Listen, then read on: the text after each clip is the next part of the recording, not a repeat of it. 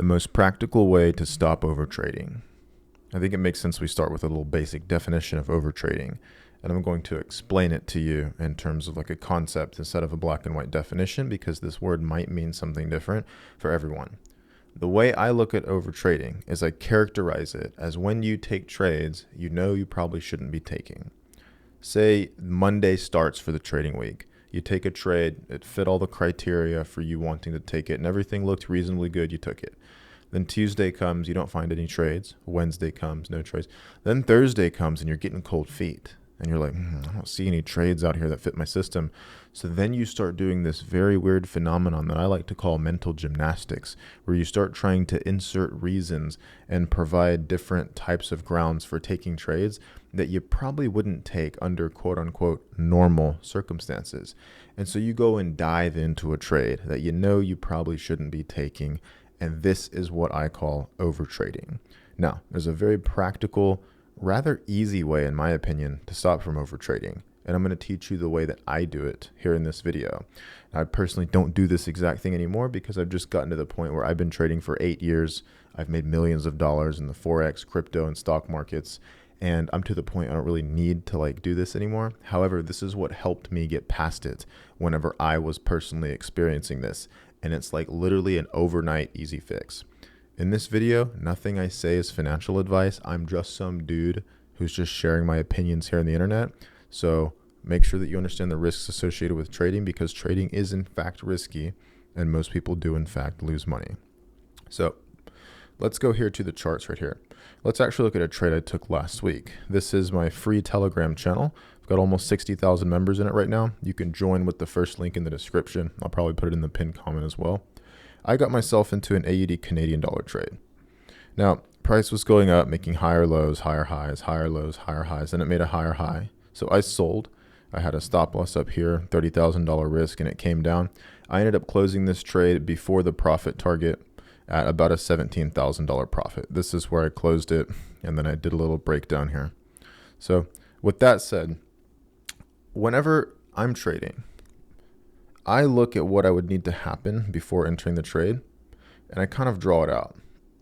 So let's say price is going up and down and up and down, and price is going up, and there's a resistance level that I think price will bounce at. And so I say, okay, if price can get up here to that level, then I'll probably take a sell. If it doesn't get there, I do nothing. And it's truly just that simple. If price doesn't set up in the way I want it to set up, then I just, don't take the trade. What a lot of people might do is they might see this, they might see it's stopping before the resistance zone. So let me go ahead and just get into a sell right here. It wouldn't make any sense to do it, because then if it goes up to where you originally plan to take the trade at, it screws up all of your risk structure. Let's say you're going to sell here with a stop loss somewhere above the zone and a target somewhere lower. If you enter down here, now it screws up everything. You have to have a wider stop and a wider potential profit target to even get a 1-to-1. And God forbid you're trying to target past a 1-to-1 risk reward ratio, because then it makes it even worse. It's even harder. So here's how I got past it. Here's the practical thing. I simply go to another account. In my case, it was like a small live account. It's like $1,000, $2,000. And I would just place the trade that I knew I shouldn't be taking with my regular capital. And I would place the trade with a 0.01 lot size. Look at how simple that is. If let's say you normally risk $1,000 per trade and you're trading with, 50K, 100K. I'm talking to a very small subset of my audience here. But whenever you're trading with large sizing, large capital, you want to be very meticulous and judicial about the trades you do take. And you want to make sure the risk structure is clearly defined and that everything kind of quote unquote feels right. When you have a trade where you're getting cold feet and you want to take it and you feel the feelings and emotions of FOMO kick in, you're afraid you might miss out on the move and you really want to take something because maybe you haven't found a good trade in 1, 2, 3 days, and you feel that feeling inside you of like you want to do something spontaneous, but you know you probably shouldn't. You can get that nasty little creature out of you by going to either a demo account or a tiny live account, to where whatever happens is inconsequential. If it wins, it's not a big deal. It's not going to be a life-changing profit. But if it loses, it's almost no loss. It's not going to be a life-changing loss. It's just inconsequential. If you go to a demo account or a small live account separate from where all your trading capital is actually at that you're actually trading with, and you just place the trade there, it's sort of like a release of steam, a release of pressure, a release of those weird feelings and discursive thoughts. And your cognitive judgment is impaired by all these emotions, and you get to go and get it out by just placing a 0.01 lot size trade on a live account or just on a demo account with whatever lot size you want. That allows you to quote unquote trade that to where you can like take a deep breath, but you're not putting your actual capital at risk. And then you can reserve your capital and your equity and your margin for waiting on trading opportunities that actually make sense to take. Then whenever those trading opportunities pop up, you are able to participate in them, and you can participate in them with your actual risk without having got yourself into quote unquote stupid trades. Now, a stupid trade for you might not be a stupid trade for me. And ultimately, all of this is so subjective that nothing that I'm saying ever in this whole video and any video on my channel that I've ever made is objectively true. There's absolutely nothing. The nature of trading is so subjective that once you personally get experience, and once you personally know what tends to happen and what your proclivities are and what the movements of price going up and down and what would constitute a quote unquote better entry and be a better risk structure. And, should you use a stop loss on this trade? Should you use hedging on this trade? Should you use dollar cost averaging with like a martingale multiplier approach? There's multiple different ways to structure risk. Only you are the judge as to what you think is the contextually appropriate decision to make given that circumstance and given the situation and given the market environment and given the way that you trade and the price action that's setting up before you actually enter the trade. All of these come together and they bring you to the moment of the decision where you get to decide if you're going to pull the trigger or not. And whether or not you should pull the trigger simply just depends on whether or not you think the trade is worth taking. If you think a trade is worth taking and it fits all your quote unquote criteria or parameters, or I hate using this word, but rules, if it all lines up to where you think the trade is worth taking, then take it and risk your normal amount on it, whatever it is you're comfortable risking. But the moment you find yourself getting cold feet and you start finding stupid reasons and making up things to try to get into a trade, the key is to become self-aware of when that's happening and hit the pause button mentally and say, you know what? I really want to take a trade. I'm getting cold feet here. If I take this trade, it doesn't really align with my trading approach, and it's not really what I'd normally do if I wasn't in this little sort of heightened emotional state. But you can get that out by just simply placing it on a demo account or a small live account. And if you do that, you don't put your actual capital at risk. It's such a beautiful thing. Let's look at another example. We'll go to another trade I took this past week. There's trades I didn't take last week. Actually, let me just show you the trades I didn't take last week because there was a couple of them. My trading is very, very, very simple. So price on USDJPY spiked up. I'm waiting where my alert is sitting up here. I'm waiting for price to go up there. This little dashed line is my alert. I think that's a good place to enter. Whenever price spiked up here, I was worried that price was going to reverse from right here, and that price might not actually go up to my intended entry wherever I wanted to enter. I want to enter up here because it's like a major daily resistance in my opinion, and it would seem overextended in my opinion, and it would have made a nice higher high in my opinion, and it would look ready to fall in my opinion. It's all subjective, and nobody can say that I'm right or wrong, and I can't say that you're right or wrong if you agree or disagree. None of it matters. It's all subjective.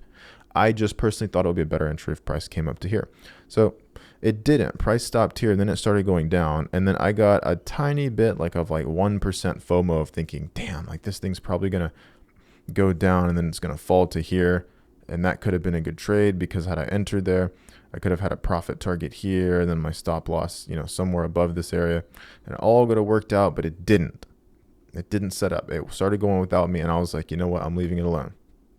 Now, I had that feeling, that nasty little creature that you probably experience as well, come inside me and say, hey, you could probably just get in here. It's not really that late. Even if you enter down here as it was going down, you could probably still just enter with your stop above and take profit somewhere like around here, like these previous highs, because it's probably going to retrace down to there and then maybe it'll bounce and go back up. But I just didn't do it, and I didn't have to fight it. With enough experience, it gets to the point where you don't really have to fight these things. You don't really have to sit there and try to convince yourself and try to use willpower to make everything okay. For me, it just doesn't work that way. I have so much experience trading that I am just always pretty much stoic. I don't care whether the next trade is a winning trade or a losing trade. I don't care what the outcome of my last trade was. I don't care what the outcome of my next trade is. None of it matters. I recognize whenever I start to get FOMO and whenever I start to get those emotions that are trying to push me to do something that I know I shouldn't do. And once you get enough experience through this whole process of you taking those quote unquote crappy trades on a demo account or a small live account, you end up getting to the point where it just teaches you subconsciously that it's just better to wait for whatever you think is going to happen before entering a trade. Only take trades that you think are worth taking, whether that's from a predictive framework or whether that's from a risk structure framework. If you're just profiting off volatility through like a little grid approach or some sort of a mechanism like that, there's multiple ways to go about it. But you and only you, if you're manual trading, will know if a trade is worth taking, quote unquote, based on your own approach, based on your experience, based on your data and what you think is best. Wait for those. Now, if this comes up to here, for one, I would have been very upset that I entered a sell and then it went up and then it barely went into profit and then it would have been back at break even and then it goes and hits the stop loss. I would have felt very sad inside. I would have probably called my mom and said, "Hey mom, I took another stupid trade." And then she would have invited me over and had to give me a hot cup of tea and I had to sit on her lap and, she would tell me everything's going to be okay. I would feel like a complete failure. I don't want that to have to happen to you. That's happened to me before on multiple occasions. It's not very fun to have to do that as a grown man because you're taking stupid trades and you can't control your emotions. If I wait for this and price does go up here, I think that would be a great trade for my own reasons, for which, are all subjective and based on intuition and experience. I could target a very modest profit target. I could have a stop loss all the way up there and it's still a 1-to-1 risk reward ratio. And me doing things this way gives me about a 65% win rate, which before I never thought was possible. But by waiting and not over trading, it gives me a way of waiting for trades that I know have a higher likelihood of playing out. And I know that based on my experience and metrics and data. A very interesting metric is I call my trades in what's called the Nix Trades Discord server. So it's a paid group. But here's the point. Last month, the past 4 weeks, I have not lost a single trade. I've taken like 6 or 7 trades. I've had only 2 break-even outcomes, which were actually small profits, but I just called them break-even because they were so small that I was just like, I'll just call those scratches. But I didn't actually lose a single trade, which is crazy. I had 4 or 5 big winners, and I actually just posted all of my P&L in my Discord account for these accounts that I started a month ago. So we can actually go right here into Discord, and I will show you all of this. So this is the Close Friends Discord server. And this right here is the Nix Trade server where I call all of my trades. So this was one account. I started at $100,000. I've made $48,000 in profit pre-swap and pre-commission. And these are all the trades I've taken. I haven't lost a single trade on that account, which is really crazy. This is from March 22nd to April 10th. So then there was this account here, which was started at $50,000 and is now at $110,000 after swaps and commissions. And I've been trading that over a month. And then this one I've been trading for about a month as well. And I have deposit was 150K and it's down to about 145, 146K. So I'm down like $4,000, $5,000 on that one. But in total, this is over $100,000 in profits. And it's only in the course of 1 month. I think it's actually a little bit under 1 month. I think it's like 3.5 weeks or something like that. But still, in roughly about a month, it's over $110,000 in profits. And it was only with a few trades. Now, there were numerous times where I could have over traded, meaning I could have taken trades that probably weren't the best, that didn't align with my trading parameters. And sure, I've missed out on a little bit of profit from not taking trades that would have ended up working out. But there was also plenty of trades, at least half of them, that I would have taken. That had I taken, they would not have worked out and they would have resulted in either a small loss or a complete stop out. I risk very high dollar amounts on high conviction trades, and I wait and I wait and I wait and I wait. Last week, for example, I only took 1 trade and it was only a partial winner. It was a bad trade. I could have won $30,000 had that trade worked out, but I closed it early and made only $18,000. I'm being somewhat satirical here and somewhat like ironic, and because like $18,000 is still a lot of money even for me. That is a ton of money. Don't get me wrong. But had I held the trade, it would have been a $30,000 profit. And had there been a universe where I didn't use a profit target, that AUD CAD trade dropped like crazy and would have been $90,000 of profit. Now, of course, that's unrealistic to think that I actually would have made that because it just would have filled up my profit target. But still, I took one trade last week and it was a bad trade. Like I didn't close it, didn't go to the profit target. I closed it early and then it went to the profit target afterwards. A bad trade for me. I made $18,000. The best trade of my trading career happened about 2 weeks ago. It was a Euro CHF trade. Everything aligned and I waited and I waited and I waited and I didn't take any trades that I didn't think were good to take. I didn't overtrade. I didn't get into anything early and I waited until this set up. And when this set up, it was literally perfect because price came all the way up here. I sold literally on that high right there. I mean, this was very simple. Like it's just higher high, higher low, higher high, higher low, higher high. I just thought it was going to pull back and make a higher low. That's the whole analysis. Very simple. Like I barely do anything. So I waited. It came all the way up here. Waited until it made a higher high. Then I waited for price to start slowing down and a couple candles to go sideways to make me feel like the end of the move was over, the momentum was over. Then I sold up here. This trade within 7.5 hours went to the profit target. That was the best trade of my trading career ever. And I called this live in the Nick's Trades group. This was that AUD CAD trade from last week. This is where I called it. This is where I entered it. And this is the one that worked out. This is that Euro CHF trade I just told you about. I also took a previous one. You can see this on the left side right here. I took a sell and then it went to the profit target here. That was smaller position sizing. I made like $10,000 on that one. I missed this second trade up here. I didn't take that one, but then I got this third one up here, this sell trade, and it was for 60 standard lots. When I closed it here, I closed it for $48,000 profit. So that's where I said I was closing it. So I called out that I was closing it. It was like $49,000 profit. Then I sent an audio message explaining everything.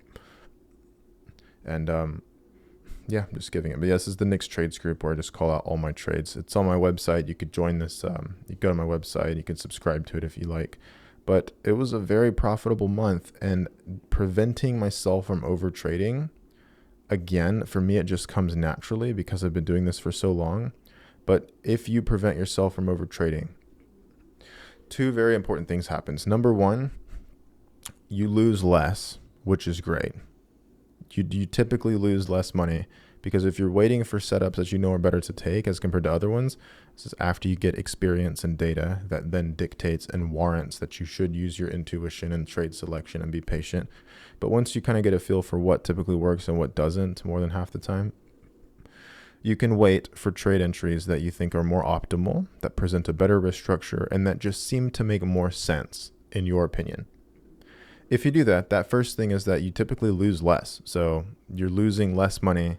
That's great. You have the less chance of losing, something like that. The second thing is that you typically make more.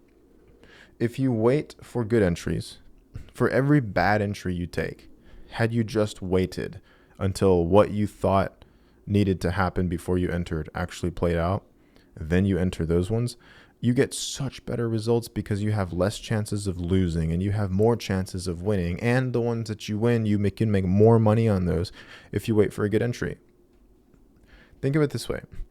If you're risking 1% per trade and you're taking a bunch of different trades all week, you're taking some trades are really, really good in your opinion, and the other trades you take, you're like, oh, this is okay. It's not as good, but it's decent, I guess. So maybe I'll take it. And then you take it and you risk 1%.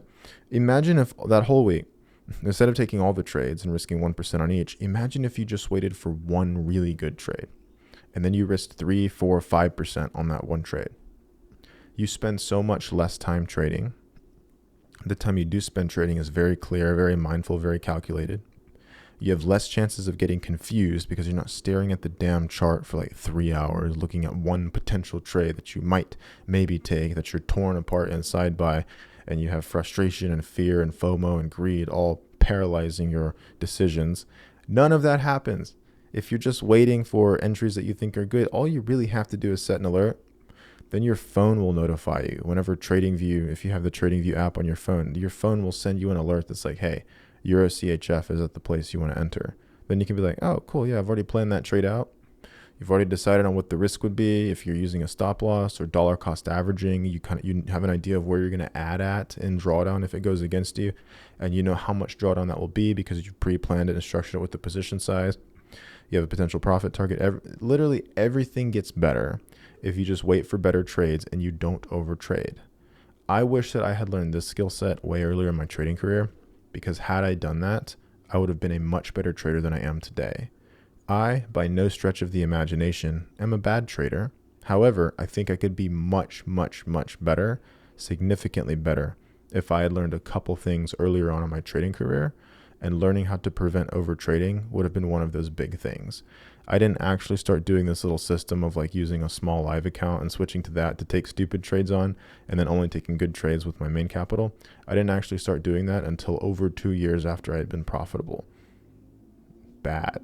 Very, very, very bad. And I somehow still made it without even having to do that.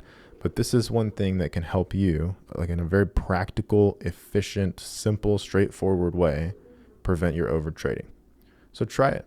The next time you feel like taking a trade that you know you shouldn't be taking and actually risking live capital on it, whether it's your personal account or a funded account or any account at all that you think that you're risking a good amount of money on that you don't want to actually risk on it.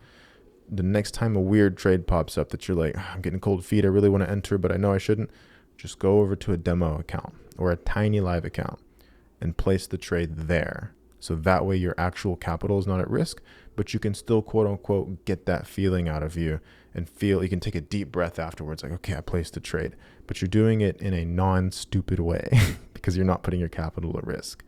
So that being said, I hope this video was helpful. If this video was helpful, feel free to do whatever the hell you want. My free Telegram channel with currently about 60,000 members in it right now, where I share my insights and everything on a daily basis. You can find that at the first link in the description, or you can go to the pinned comment. I'll probably do like a pinned comment as well. Hope you enjoyed. I'll see you in the next one. Cheers.